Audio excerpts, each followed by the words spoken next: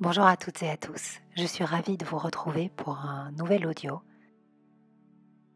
la suite, l'épisode 2 d'un audio que j'avais déjà enregistré lors du confinement dernier, mais nous allons essayer d'y mettre de la lumière et de la substance bien sûr, et de répondre à cette nouvelle question, combien de temps ça va encore durer? Épisode 2.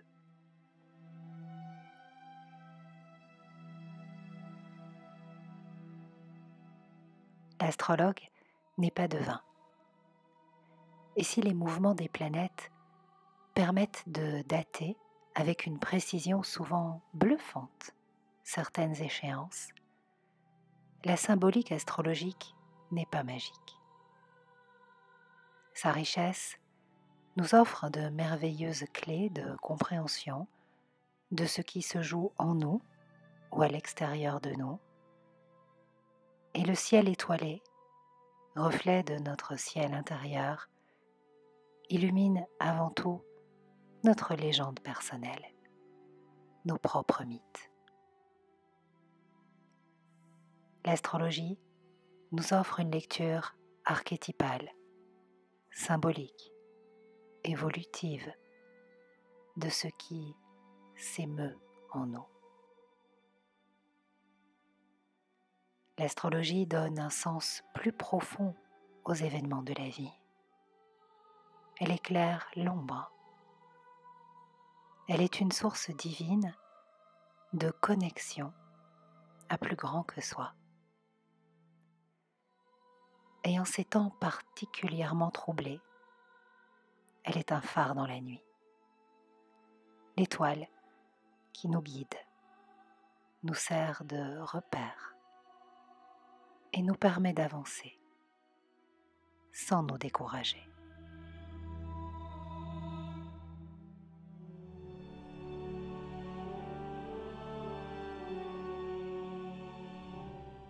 Comme je le disais dans ma dernière vidéo concernant la pleine lune bleue du 31 octobre, Mercure, toujours rétrograde au carré de Saturne, aura bel et bien fait pencher la balance du côté d'un confinement et de restrictions imposées, sévères, injustes, frustrantes, isolantes. Jupiter, Saturne et Pluton imposent leur loi du plus fort et enflamment Mars, dont la violence s'étend un peu partout sur la planète aujourd'hui.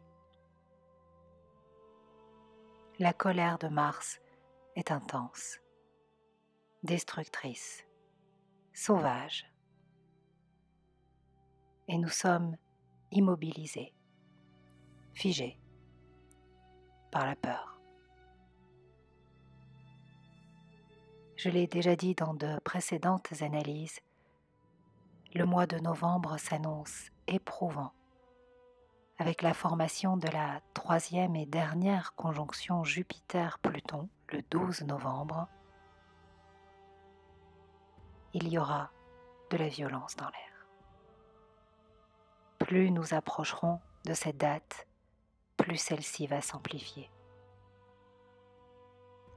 Et c'est face à un Mars virulent que nous sommes collectivement confrontés. Alors, au-delà du confinement, j'aimerais que nous prenions quelques instants pour regarder la symbolique de Mars.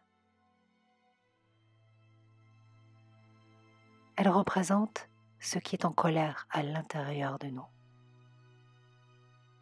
Mars nous parle de nos guerres intestines, de nos conflits, de nos propres divisions, de l'agresseur à l'intérieur de nous.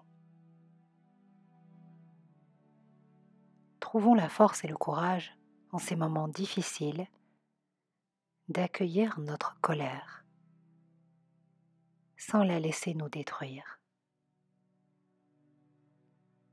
Celle-ci doit nous permettre de mener les bons combats. Mais surtout, nous avons besoin d'énergie et de carburant pour ne pas nous épuiser, car les dissonances actives de Mars sont loin d'être terminées. Le 14 novembre, Mars va reprendre sa course directe en Bélier, permettant à l'action d'être plus canalisée, plus efficace. Et nous allons progressivement être moins pieds et poings liés, même si Mars reste au carré de Pluton jusqu'à la mi-janvier 2021, au carré de Saturne jusqu'au 11 février et de Jupiter jusqu'au 18 février. Jusqu'à ces dates, prudence, sagesse et patience. L'énergie de Mars restera explosive, infectieuse, inflammatoire et malheureusement destructrice. En parallèle de ces aspects, Neptune, au carré des nœuds lunaires, favorise en effet le fanatisme religieux, les errances, les débordements émotionnels et sème une grande confusion générale. Alors, combien de temps cette tempête va-t-elle durer? Les commerces vont-ils pouvoir réouvrir? Les restaurateurs, les bars? Quid des métiers de l'art, des musées, de la culture? Et surtout, allons-nous encore être confinés longtemps? À bien regarder le ciel, il semble que nous soyons fortement restreints dans notre liberté de mouvement jusqu'à la mi-février. Ce n'est même pas moi qui le dis, c'est Mickey. Fermeture de Disneyland Paris jusqu'à Noël, ouverture du parc pour les fêtes et refermeture jusqu'au 12 février. Cette date correspond bel et bien à la fin de la restrictive et enfermante dissonance Mars-Saturne. Pour autant, je ne pense pas que nous serons confinés en décembre, en janvier et en février, comme en novembre. La nouvelle lune du 15 novembre présente des aspects qui suggèrent une prolongation, voire un renforcement des mesures actuellement en vigueur. Mercure, opposé Uranus et à la lune noire, pousse à son paroxysme la question de notre liberté d'expression, de penser, de nous informer, de communiquer, de circuler et bien sûr d'avoir une vie sociale. Pour ce qui est de la question de notre liberté de penser, c'est surtout celle de penser par nous-mêmes. Les planètes, Vénus et Mars, seront toutes deux dissonantes au trio qui a les pleins pouvoirs ou semble les avoir en Capricorne. Vénus, c'est la planète des artistes, les métiers de bouche, les plaisirs. Mars représente l'action, le mouvement, le sport, les salles de sport. Ces dissonances n'augurent rien de joyeux. Mis à part la colère et la frustration qui prennent de très très grosses proportions, rien ne semble pouvoir bouger. Saturne, Jupiter et Pluton fixent les règles du jeu et nous assistons, impuissants, au comble du ridicule. La comédie humaine, ses travers et ses excès grossis à la loupe par Jupiter. La fin d'un système qui s'épuise et nous épuise. Le bal du grand n'importe quoi en mode absurde, burlesque, énormissime. la pleine lune du 30 novembre présente de toute autre couleur, agrémentée d'une éclipse de lune partielle et l'augure d'un profond nettoyage. C'est une lunaison qui décape, mais qui évoque une forme d'ouverture, de la souplesse, des aménagements, des adaptations possibles. En Gémeaux, relié à la jeunesse, aux commerçants, avec Mercure qui se place au sextile, cette fois-ci du trio Jupiter-Pluton-Saturne, il semble que ces derniers puissent réouvrir. Vénus, par contre, opposée à Uranus, laisse la question de l'ouverture des lieux de loisirs, des lieux de divertissement, de culture en suspens.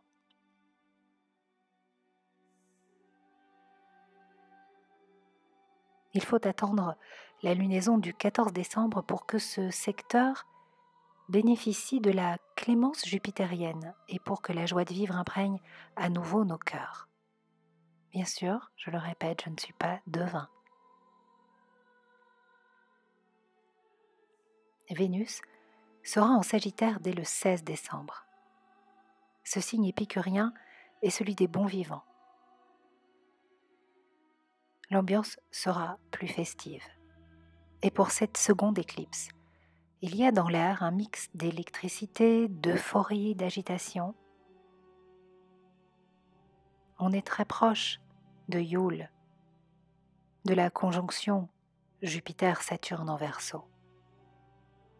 C'est un temps de reset général, mondial. Une période où on clôture des dossiers pour passer à autre chose. Une période de fin, de commencement, où l'univers éclipse tout ce qui n'est pas bon pour nous.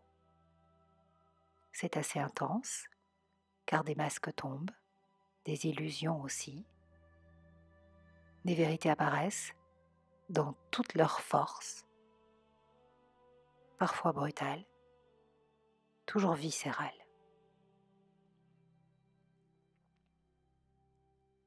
La formation de l'exceptionnelle conjonction Jupiter-Saturne sur le degré 0 du signe du Verseau, le 21 décembre, jour de Yule, jour de renaissance, augure d'un véritable et profond changement. À mon sens, l'énergie sera alors assez spectaculaire.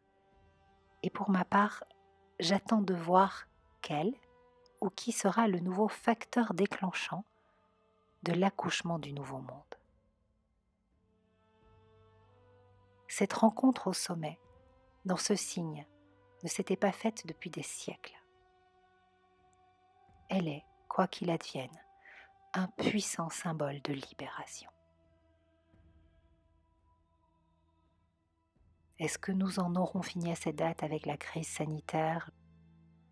J'en doute car, comme je le disais tout à l'heure, Mars n'a pas fini de former des dissonances avec Jupiter et Pluton, et jusqu'à la mi-février, nous devrons faire face à l'ennemi. La vraie question à se poser sera: qui est cet ennemi ? Est-il extérieur à nous, ou y a-t-il un ennemi plus invisible et destructeur, intérieur ? Qui devons-nous combattre ? Et quel combat devons-nous mener ? Mars quittera le signe du Bélier le 6 janvier 2021 pour rejoindre Uranus en Taureau. Dans ce signe, aux côtés de l'astre des révolutions, son énergie sera explosive, incendiaire. Ce n'est que fin février que la flambée martienne s'apaise, enfin. Et si l'on regarde les lunaisons du 13 et du 28 janvier, ainsi que celles de février, il peut y avoir en effet, comme Mickey le suggère, un reconfinement ou redurcissement, du moins en janvier. Mais c'est sans compter sur l'effet de surprise d'Uranus et sur ce qui se sera passé lors de la rencontre au sommet entre Jupiter et Saturne en Verseau. car n'oublions jamais qu'avec Uranus, le plus prévisible, c'est l'imprévisible. Alors,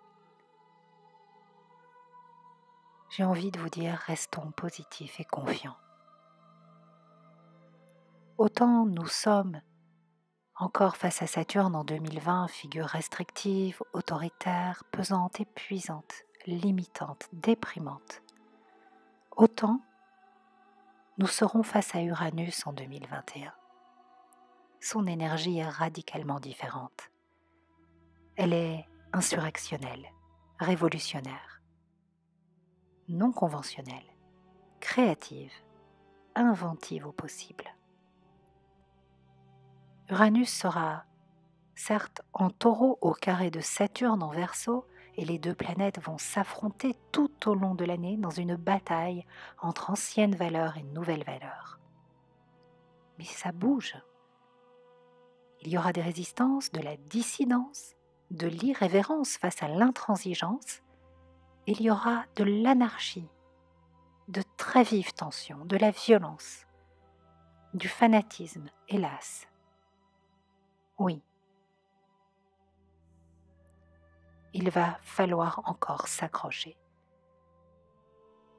2021 ne sera pas une partie de plaisir, mais ce sera différent, nettement moins plombant, car il y aura de la liberté, de la solidarité, de la fraternité, et toujours, au fond de nos cœurs bien accrochés, surtout de la beauté. J'espère de tout cœur que cette guidance vous aura éclairé, donné de l'espoir pour la suite.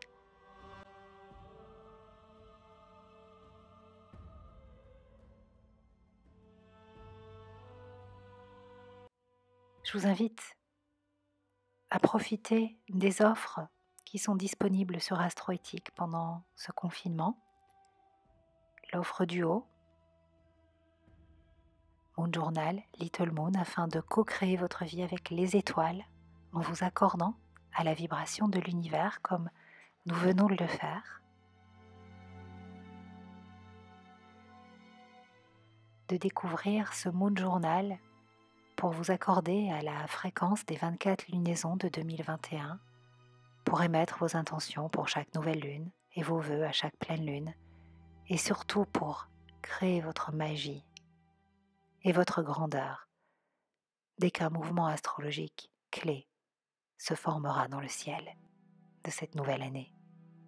Le Little Moon Journal que vous voyez apparaître à l'écran est un cahier lunaire, ludique, qui s'adresse à tous les enfants. L'enfant qui sommeille en vous autant que votre enfant, votre petit-neveu, votre petite-nièce, dans un vocabulaire astrologique accessible et poétique. Le Little Moon Journal est un formidable compagnon d'expression. Clair, hyper accessible, c'est un confident, un guide, un ami pour tous les enfants de la Terre, pour tous ceux et celles que nous souhaitons accompagner sur le chemin de la vie, pour la femme ou l'homme lunaire qui parle à l'univers et qui va créer ce nouveau monde qui est en train d'accoucher. Je vous donne également rendez-vous sur Astroéthique pour bénéficier de l'offre à 50% qui vous accompagne pendant toute la durée du confinement. Les astro-coachings, les voyages divins, les blessures de l'âme, vos phases lunaires personnelles, tous ces outils de réflexion et de connaissance de vous-même sont à nouveau, comme lors du premier confinement, à 50%. Inscrivez-vous à la newsletter pour recevoir le code promo qui rend cette offre valable. Et sachez que pour tout achat effectué pendant que cette offre est active, 1 € sera reversé à l'association Mon Moment Magique à l'hôpital. Les ateliers Mon Moment Magique ont pour ambition d'emmener les enfants sur le chemin de leur bonheur. Les enfants apprennent à prendre soin d'eux, à être bien dans leur corps, dans leur tête et dans leur cœur, à se connaître, à se connecter à la vie tout en s'amusant. Nos enfants sont les adultes de demain. Plus que jamais, prenons soin d'eux, de nous, de nos émotions, de notre enfant intérieur, et faisons en sorte, ensemble, que la magie rayonne dans notre monde.